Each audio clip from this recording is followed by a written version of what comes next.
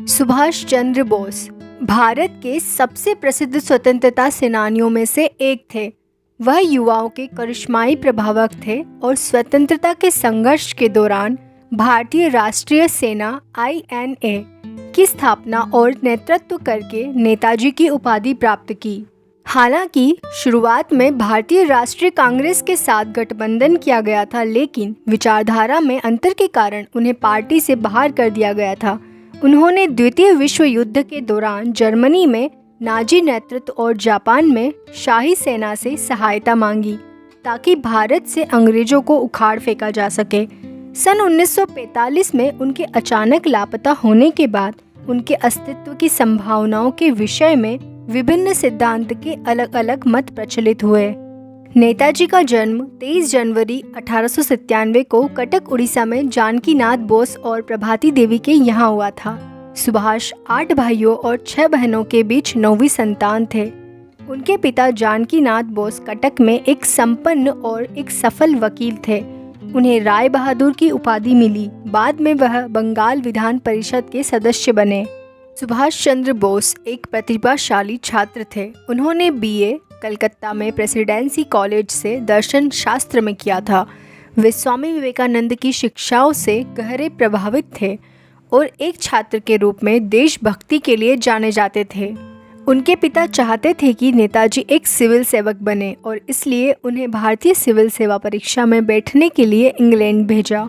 बोस को अंग्रेजी में उच्चतम अंकों के साथ चौथे स्थान पर रखा गया था, लेकिन स्वतंत्रता आंदोलन में भाग लेने के लिए उनका आग्रह तीव्र था और अप्रैल 1921 में उन्होंने प्रतिष्ठित भारतीय सिविल सेवा से इस्तीफा दे दिया और भारत वापस आ गए। दिसंबर 1921 में बोस को प्रिंस ऑफ वेल्स की भारत यात्रा को चिन्हित करने के लिए समारोह के बहिष्कार के आयोजन के लिए गिरफ्तार कर लिया गया था।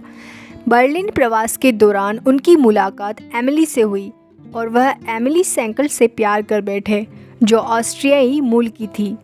बोस और एमिली की शादी 1937 में एक गुप्त हिंदू समारोह में हुई थी और एमिली ने 1942 में एक बेटी अनीता को जन्म दिया।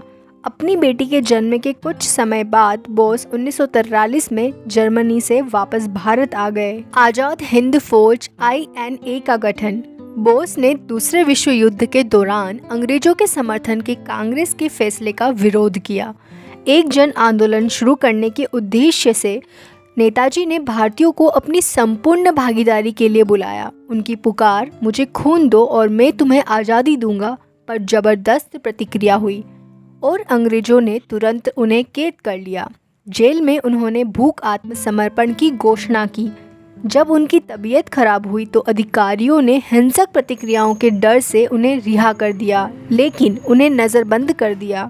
जनवरी 1941 में नेताजी ने एक सुनियोजित पलायन किया और पेशावर से होते हुए बर्लिन जर्मनी पहुंचे। जर्मनों ने उन्हें अपने प्रयासों में अपना पूर्ण समर्थन देने का आश्वासन दिया और उन्होंने जापान के प्रति भी निष्ठा प्राप्त की। उन्होंने पूर्व की ओर एक क्रांतिकारी यात्रा की ओर जापान पहुंचे, जहां उन्होंने सिंगापुर और अन्य दक्षिण पूर्व एशियाई क्षेत्रों से भर्ती हुए 40,000 से अधिक भारतीय सैनिकों की कमान संभाली। उन्होंने अपनी सेना को आज़ाद हिंद फौज इंडियन नेशनल आर्मी INA का नाम दिया और अंडमान और निकोबार द्वीप समूह को अंग्रेजों से पकड़ने के लिए नेतृत्व किया, जिसके बाद इसे स्वराज द्वीप के रूप में फिर से शुरू किया। आज़ाद हिंद फौज ने कब्जा किए गए क्षेत्रों में काम करना शुरू किया। इंडियन नेशनल आर्मी या आज़ाद हिंद फौज ने बर्मा बॉर्डर से भारत की ओर अपना रुख किया और 18 मार्च 1944 को भारत की धरती पर कदम रखा।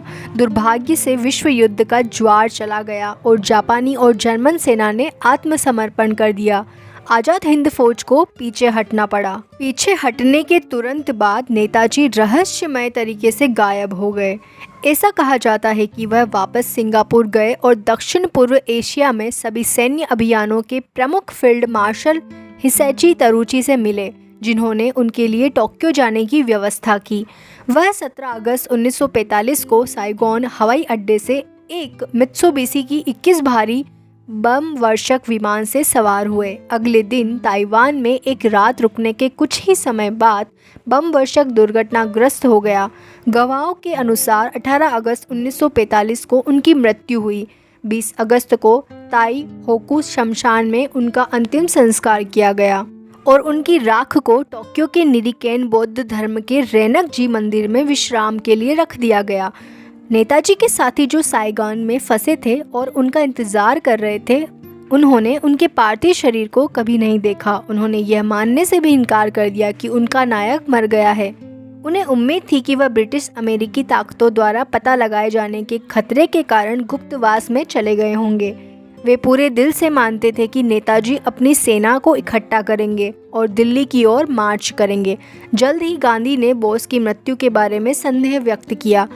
स्वतंत्रता के बाद लोगों ने यह मानना शुरू कर दिया कि नेताजी ने एक तेजस्वी जीवन को अपनाया और साधु बन गए। मामले की जांच के लिए कई समितियों का गठन किया। 1946 में पहले फिगिस रिपोर्ट और फिर 1956 में शाहनवाज कमेटी ने निष्कर्ष निकाला कि बोस वास्तव में ताइवान में दुर्घटना में मारे गए थे। बाद में खोसला आयोग 1970 ने पहले की रिपोर्टों के साथ सहमति व्यक्त की। न्यायमूर्ति मुखर्जी आयोग 2006 की रिपोर्ट में कहा गया, बोस की विमान दुर्घटना में मृत्यु नहीं हुई और रेकोंजी मंदिर में राख उनके नहीं है। हालांकि भारत सरकार द्वारा निष्कर्षों को अस्वीकार कर दिया गया था। 2016 में जापानी सरकार द्वारा टोक्यो में भारतीय दूतावास को 1956 में सौंपी गई रिपोर्ट के शीर्षक स्वर्गीय सुभाष चंद्र बोस की मृत्यु और अन्य मामलों के कारण की जांच था, जिसने ताइवान में भारतीय राष्ट्रीय नायक सुभाष चंद्र बोस की मृत्यु की पुष्टि की। नेताजी सुभाष चंद्र बोस ने अपने देशवासियों के मानस पर गहरा प्रभाव छोड़ा है। उनका नारा जय हिंद आज भी देश के प्रति श्रद्धा में इस्तेमाल किया जाता है। करिश्माई नेता को याद करने के लिए कोलकाता में अंतर्राष्ट्रीय हवाई अड्डे को नेताजी सुभाष चंद्र बोस अंतर्राष्ट्रीय हवाई अड्डे का नाम दिया गया है।